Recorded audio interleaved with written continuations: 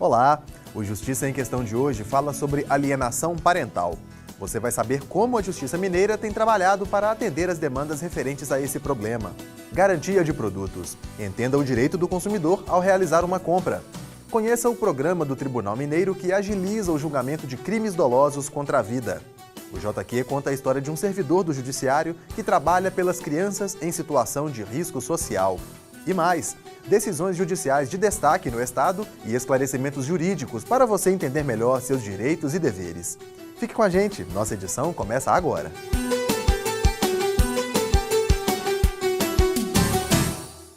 Desde 2016, o Conselho Nacional de Justiça recomenda que seja feito um trabalho especial dedicado ao julgamento de crimes dolosos contra a vida em um período específico do ano.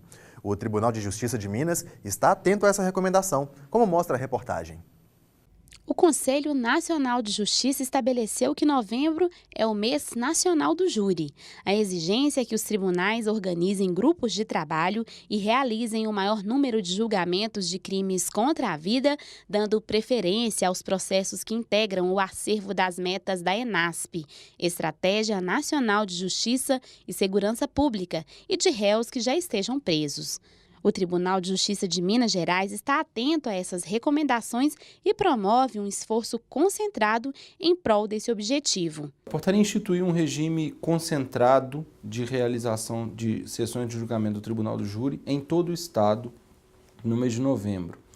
Na forma da portaria está sendo instituído um grupo gestor que vai coordenar todo esse trabalho, que dependerá muito mais dos juízes propriamente de cada uma das comarcas, mas que vai ter a participação e a colaboração desse grupo gestor enquanto designado pela presidência, inclusive eventualmente para realizar sessões de julgamento. O juiz da comarca de Contagem, na região metropolitana de Belo Horizonte, considera a iniciativa muito importante, principalmente para aquelas comarcas em que um só juiz fica por conta de uma variedade de demandas. Para o juiz, numa comarca onde ele está acumulando outras competências, é muito complicado ele priorizar o tribunal do júri. Possivelmente, aquele juiz na comarca, para realizar 10 sessões, ele precisaria de meses, para encaixar 10 julgamentos na pauta dele. Então, isso acelera e muito. Independentemente dessa recomendação específica para o mês de novembro, o Tribunal Mineiro já possui um trabalho voltado para os processos criminais da primeira instância. O programa Julgar foi implantado em agosto de 2016 pelo atual presidente do Tribunal de Justiça de Minas Gerais, desembargador Herbert Carneiro, com o objetivo de identificar as comarcas com maior número de processos, aguardando julgamento, e coordenar, monitorar as atividades de cooperação nessas unidades judiciárias. A diferença entre a instituição do mês do júri pelo Conselho Nacional de Justiça e a atuação do Julgar é que o Julgar identifica as comarcas e polos de maior congestionamento e atua de modo direcionado. Já a imposição do Conselho Nacional de Justiça é no sentido de uma política direcionada para todas as comarcas, especificamente no mês de novembro. Além do interior, o Julgar tem melhorado a resposta que todo cidadão espera em relação ao julgamento de um processo, também na capital mineira. A realidade é que o Tribunal da Capital tem não apenas um acervo maior, como uma entrada de casos novos maior. Ainda assim, nós já conseguimos na capital aumentar a nossa produtividade em mais de 30% por mês. A necessidade de se prestigiar, a celeridade, seus processos de modo geral, mas principalmente quando se tem por objeto um bem jurídico protegido tão importante como a vida. O Justiça em Questão abre um canal direto para esclarecimento de dúvidas jurídicas. É hora do Aulão de Direito. Meu nome é Esther Andrade, sou graduanda na Escola Superior Dom Helder Câmara, do 4º período do Direito Integral. Gostaria de saber qual é o posicionamento sobre a cobrança de bagagem na Resolução 400 da ANAC. Olá, Esther, tudo bem? Olha só, realmente está em vigência essa Resolução 400, artigo 13, que impõe a cobrança das malas despachadas. Temos que lembrar o seguinte, está em vigência em virtude de uma decisão judicial do Ceará, da Justiça Federal. Temos que ressaltar que a agência reguladora, a ANAC, no momento em que determina a cobrança das malas despachadas, ela está contrariando o Código Civil, no seu artigo 734, e também o Código de Defesa do Consumidor. Isto demonstra um retrocesso em relação à defesa do consumidor.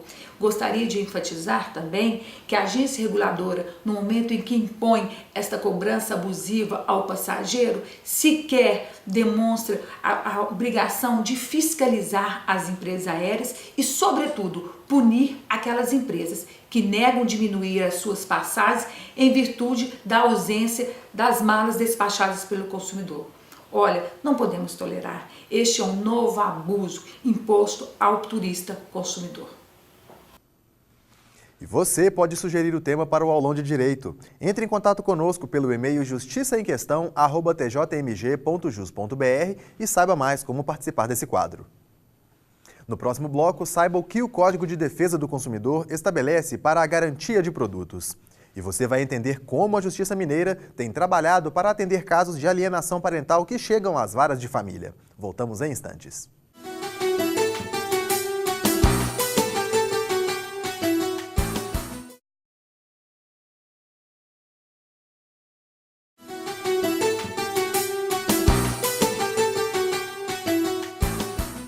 Estamos de volta com Justiça em Questão, programa do Tribunal de Justiça de Minas Gerais. A garantia de um produto é um atestado que assegura o perfeito funcionamento do bem durante um determinado período de uso. O documento deve ser emitido pelos fabricantes, fornecedores ou lojistas no ato da venda final ao consumidor. O que muita gente não sabe é que esse prazo pode variar de acordo com o bem que foi adquirido. Saiba mais na entrevista de Silvana Monteiro.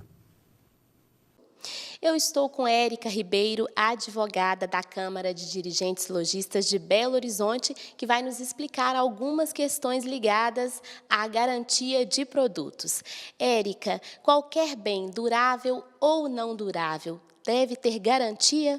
Sim, existe a garantia legal que está prevista no Código de Defesa do Consumidor em caso de vício de produto e a garantia contratual, que é dada pelo lojista. Essa garantia legal, ela é de duráveis e produtos não duráveis. É 30 dias no caso de um produto não durável, como alimentos, por exemplo, e é de 90 dias no caso de um produto durável, como eletrodomésticos ou veículos. Sim. No caso de um produto seminovo, por exemplo, como um automóvel, ele tem garantia? Sim, a garantia legal, ela abrange todos os produtos, inclusive os seminovos. Então, se for um veículo, ele vai ter o prazo de 90 dias para poder fazer a reclamação daquele defeito, né, que ele viu no produto. E aí os produtos importados, né? Cada vez mais as pessoas estão comprando produtos aí vindo de fora. Nesse caso, quem é responsável pela garantia desse produto? Aí vai depender. Se você fez a compra diretamente num site, vai receber o produto pelos correios, por exemplo, a responsabilidade é do fabricante do produto, que está em outro país e que não deve, né? Ele não tem o dever de responder, de respeitar as nossas normas. Já se você comprou esse produto de um importador que está aqui no Brasil, esse importador é responsável pela garantia. Agora vamos falar de um assunto delicado no direito de família, a alienação parental. Muitas vezes, frustrações e mágoas causadas pelo fim de um relacionamento levam à privação do convívio de um dos pais e demais familiares com a criança. No entanto, essa distância forçada pode causar danos irreversíveis. Entenda na reportagem. O jeito tranquilo e o sorriso no rosto não deixam transparecer que a infância de Ana Flávia não foi nada fácil. Ainda muito nova, ela sofreu com as consequências da separação da família. Ela foi morar com o pai e ele proibiu o contato com a mãe.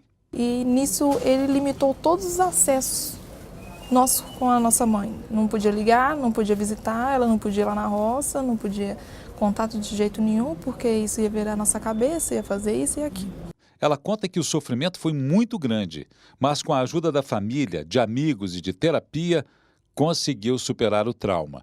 E hoje tem um bom relacionamento com a mãe, mas a irmã mais nova até hoje não conseguiu.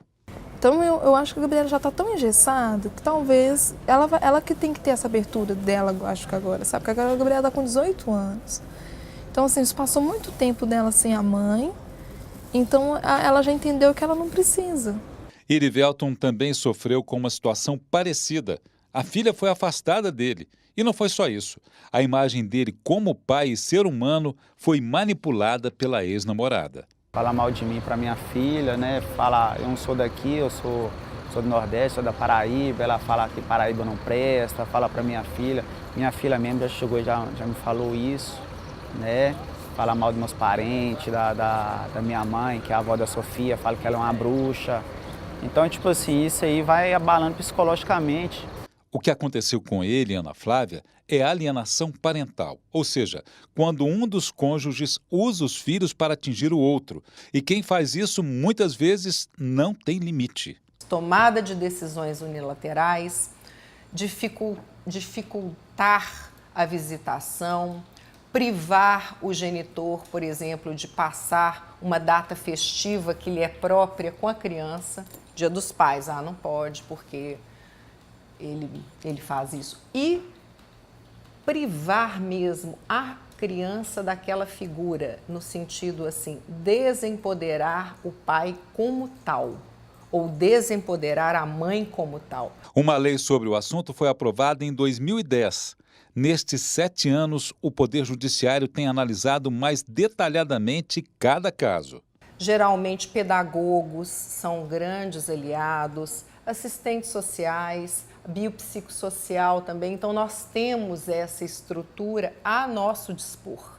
Então, o juiz precisa disso, porque o emocional é o que vai selar a figura da alienação parental, é o que sela, é o emocional doentio em relação a uma situação do pai e a mãe que a criança sofre. A juíza explica que a alienação parental pode ser praticada tanto pela mulher quanto pelo homem, mas, na maioria dos casos, a esposa é a alienadora. As consequências para as crianças podem ser muito graves, explica esta psicóloga. Pode ser uma depressão, né, leve, moderada ou grave, dependendo da forma como essa alienação acontece, um excesso de sono ou a falta, uma agressividade que ele não tinha ou um excesso dela, ansiedades muito exageradas. Provavelmente essa criança pode ter uma doença psicossomática, alergias, gastrites, dor de cabeça. Os especialistas que tratam esses casos afirmam que na alienação parental todos perdem: o casal, as crianças, a família. Mesmo depois de anos, muitos não conseguem superar os traumas, mas o que leva uma pessoa a prejudicar os próprios filhos. O Tribunal de Justiça tenta muito mais conciliar do que punir. O objetivo é sempre o bem da família, mas existem punições. Em casos bem graves, aí é a perda da guarda em detrimento do alienador. Então, o alienador pode sim perder a guarda da criança em favor do outro.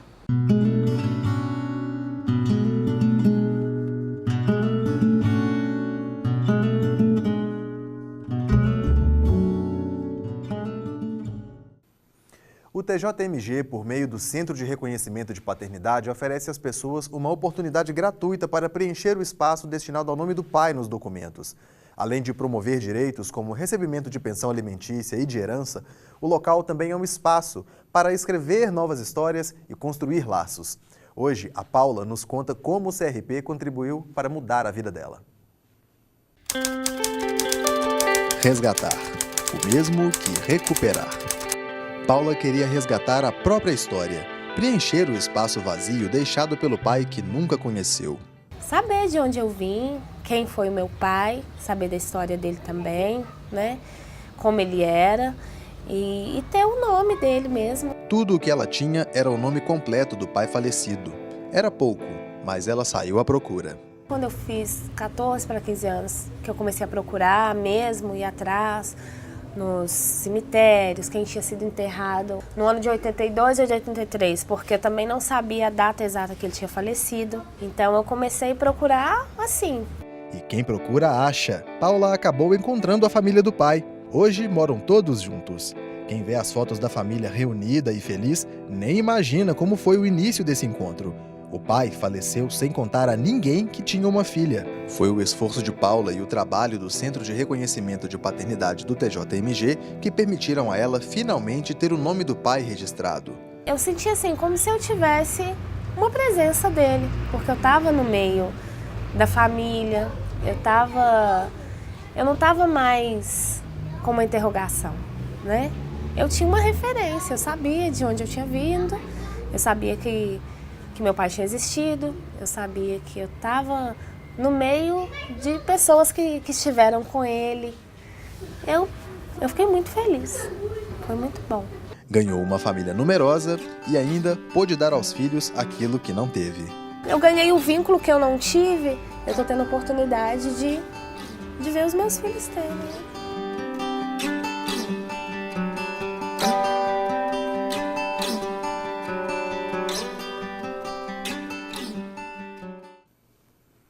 O CRP está localizado na Avenida Álvares Cabral, número 200, no 5º andar. O prédio fica na Praça Afonso Arinos, entre a Avenida Augusto de Lima e a Rua da Bahia, no centro de Belo Horizonte. O atendimento é realizado de segunda a sexta, das 8 da manhã às 6 da tarde. Para mais informações, entre em contato pelo telefone 31 3248 4264 ou mande um e-mail para pai-presente-bhe@tjmg.jus.br. A gente volta daqui a pouco para contar a história de um servidor do TJMG que se dedica ao trabalho com crianças em situação de risco social.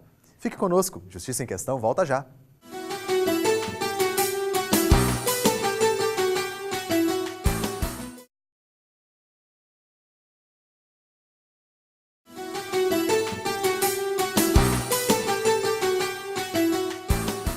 Você está assistindo ao Justiça em Questão. Acompanhe as sentenças que foram destaque no Tribunal de Justiça de Minas Gerais. É hora do giro de decisões. O Banco do Brasil deverá indenizar um cliente de Abaeté por ter feito cobranças indevidas em sua conta corrente. Segundo o TJMG, descontos em conta corrente somente podem ser efetuados quando há autorização. Como não foi o caso, o Banco do Brasil deverá restituir o valor em dobro. Pela quebra da relação de confiança entre a instituição e o cliente, o banco foi condenado ainda a pagar R$ 5.000 por danos morais. A empresa Oceanair Linhas Aéreas deverá indenizar um morador de Passos em R$ 10.000 por danos morais.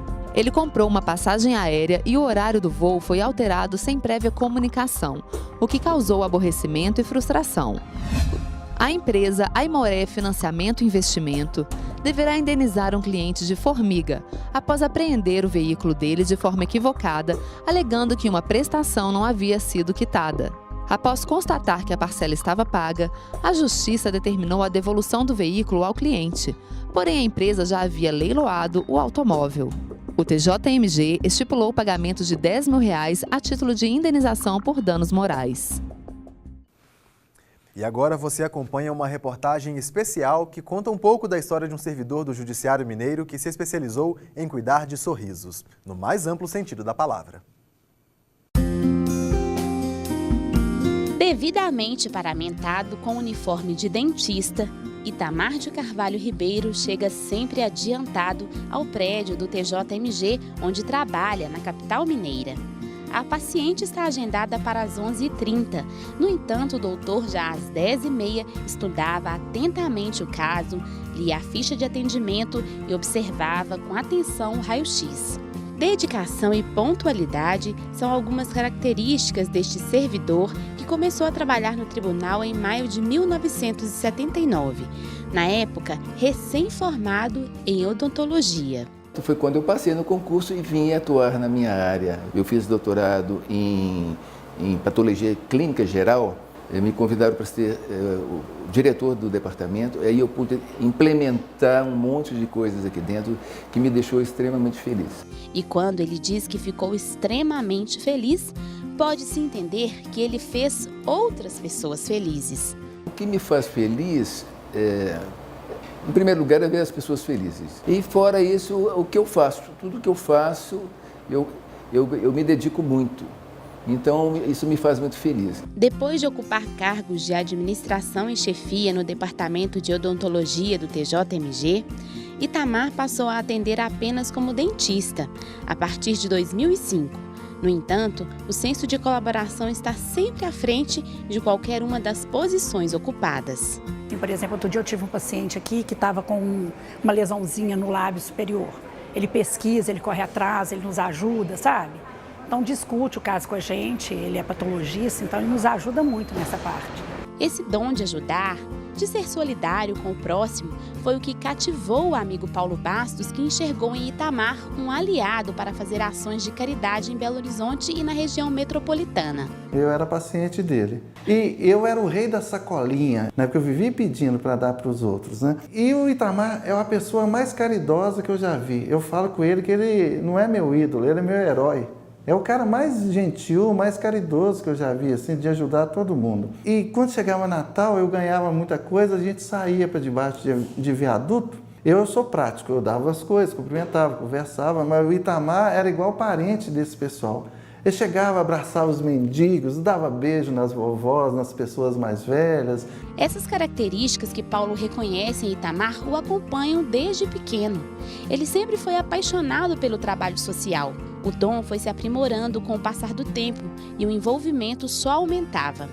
Na década de 1990, junto com Paulo Bastos, passou a ajudar um abrigo para crianças no bairro Floramar, em Belo Horizonte. Mais tarde, eles deixariam de ser apenas colaboradores para se tornarem fundadores de uma entidade de proteção à criança. Em 2000, juntos com outros 33 voluntários, resolveram fundar uma instituição de acolhimento para meninos e meninas vítimas de violência que haviam sido afastados da família por decisão judicial.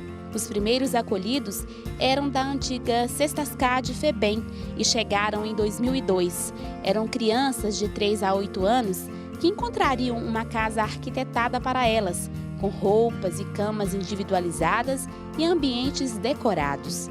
Como vinham de um lugar diferente, elas demoraram a se acostumar com a nova casa. Como eles vinham de uma situação muito delicada, precária, porque tudo lá no Cestascad é uso comum, né? O que a gente percebeu é o seguinte, por exemplo, a gente deu uma cama, roupa, tudo individualizado. E eles usavam a roupa e não punham para lavar. Eles guardavam a roupa suja, porque lá nas Cestascad, quando vai para ser lavado, passa a ser uso comum. Como eles não queriam ficar sem, eles não punham para lavar. A situação manteve-se até que Itamar chamou as crianças para uma conversa de pai. Quebrou o vidro da porta da frente. Eu sentei e falei, Carol, olha, a casa é para vocês, né? Você tem que cuidar, você quebra o vidro, você pode machucar, pode entrar chuva, pode entrar bicho, não é assim e tal. A hora que eu olhei, estavam todos na fila para conversar. Eles queriam conversar, eles queriam o contato, eles queriam saber, eles queriam que desse importância a eles. E isso que motivou a gente a continuar, né? Que a gente conseguir mudar a história de vida deles. Essa motivação é transmitida e compartilhada com as pessoas que querem se envolver com a causa social. Vânia Rezende, atual presidente da casa, sempre sonhou em fazer um trabalho voluntário com crianças e acabou sendo conduzida à missão do TJ Criança Abriga. E a gente brinca que ele me chamou para assinar os papéis na sexta-feira. Você pode vir sexta-feira e assinar os papéis. E eu nunca vim cá só sexta-feira, eu venho sempre a semana inteira, porque é um trabalho que absorve a gente. E me chamou a atenção sempre essa doação do tempo dele, da atenção dele para um projeto totalmente voltado a outras pessoas. Então a história dele tem muito disso. E eu costumo falar que a história do abrigo passa pelo Itamar. O Itamar é a alma do abrigo. Ele mantém o abrigo vivo. Uma casa que acolhe, alimenta, educa e, sobretudo, faz sorrir quem só sabia chorar. O TJ Criança Abriga já recebeu quase 200 crianças. A maioria já foi adotada e algumas já foram transferidas para abrigos de adolescentes ou já estão adultas e vivendo independentemente. No início, quando nós começamos, que a gente não sabia como é que funcionava bem a estrutura, a gente achava que ia ficar com as crianças até os 18 anos. Que a gente dá suporte, que ele ia arrumar para elas trabalharem nas PROM do tribunal e que sei o quê. Depois a gente viu que não é nada disso, que elas precisam de família. Itamar não se cansa de buscar uma união de esforços e solidariedade em prol do TJ Criança Abriga e aproveita para deixar um convite. Eu gostaria de convidar as pessoas que iniciaram esse trabalho com a gente, que depois afastaram por diferentes motivos, né? Então eu queria justamente isso, convidar todos eles para retornarem ou virem pela primeira vez, e a todos os funcionários da casa, do Tribunal de Justiça, para vir conhecer o trabalho, porque é muito gratificante, né? Um abraço desse de uma dessas crianças é fantástico. Desde meu anel no mar, não pude mais encontrar.